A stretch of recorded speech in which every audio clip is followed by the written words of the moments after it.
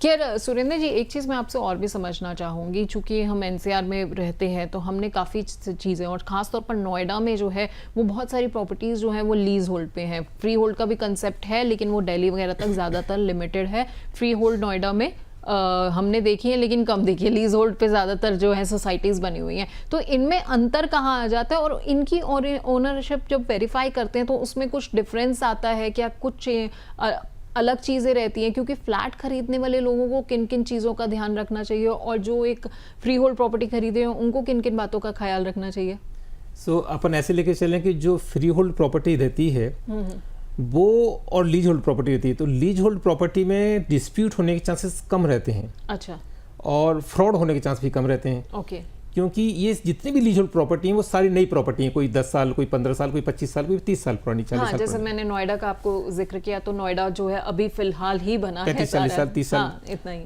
तो नोएडा अथॉरिटी के पास में हर प्रॉपर्टी का एक सर्टेन फाइल है, रिकॉर्ड है। ओके। तो आप कभी भी जाके इस पर्टिकुलर फाइल को चेक कर सकते हैं।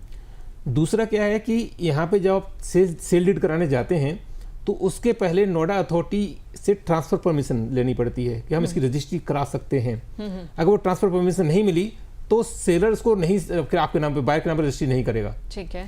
तो वो एक क्रॉस चेक, जब अगर वो टीएम होके, ट्रांसफर परमिशन होके आ रही है तो इसका मतलब है कि वहां से वो फाइल क्लियर है। अच्छा। सो आपने क्रॉस चेक कर लिया कि इसमें कोई डिस्प्यूट नहीं होगा। फ्री होल्ड में ऐसा कोई सिस्टम नहीं होता है। अच्छा।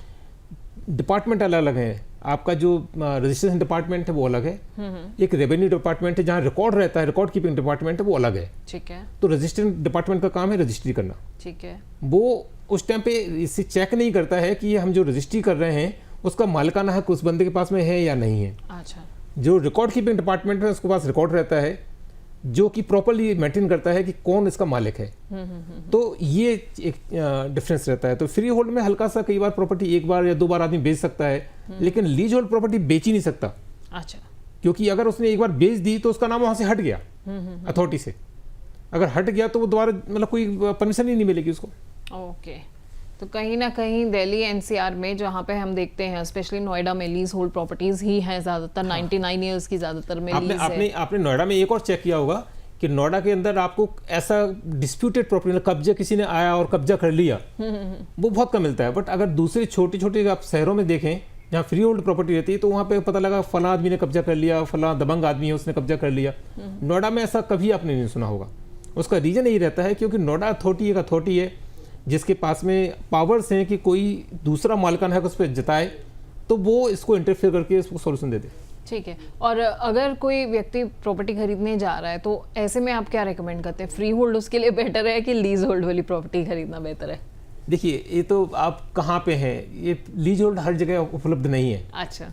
ये कुछ जो नई सोसाइटी, नए जो शहर बस रहे हैं वहाँ पे ये इस तरह का ऑप्शन आपको मिलते हैं। जैसे नोएडा का भी हम एग्जाम। अदरवाइज तो आपको यूजुअली बाकी सब जगह पे तो आपको फ्री होल्ड ही मिलती हैं। अच्छा।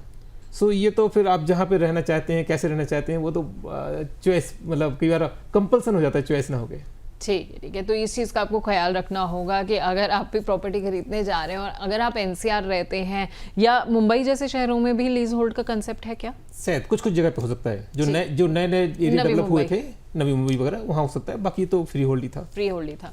तो ठीक है, अगर आप दिल्ली एनसीआर में रहते हैं, नोएडा में रहते हैं, तो आपके लिए बेहतर ये रहेगा कि लीज होल्ड प्रॉपर्टी लें, क्योंकि कहीं ना कहीं वहाँ पर जो है आपको दस्तावेज जांचने जो है वो आसान रहेंगे। आप इजीली बहुत चेक कर सकते हैं कि प्रॉपर्टी की ओनरशिप असल में किसके पास है। फ्री होल्ड में जैसा कि सुरेंद्र जी ने बताया, थोड़ी सी चीज़ें जो होती हैं वो मुश्किल हो जाती हैं।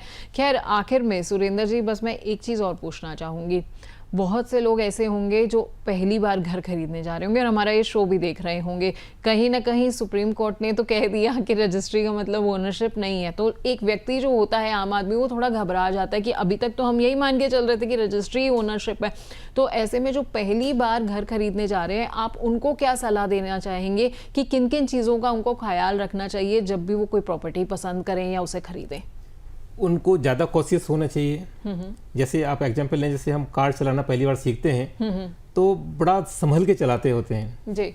सो उनको तो 12 साल, जैसे मतलब फ्री होल्ड है तो 12 साल निकालना जरूरी है।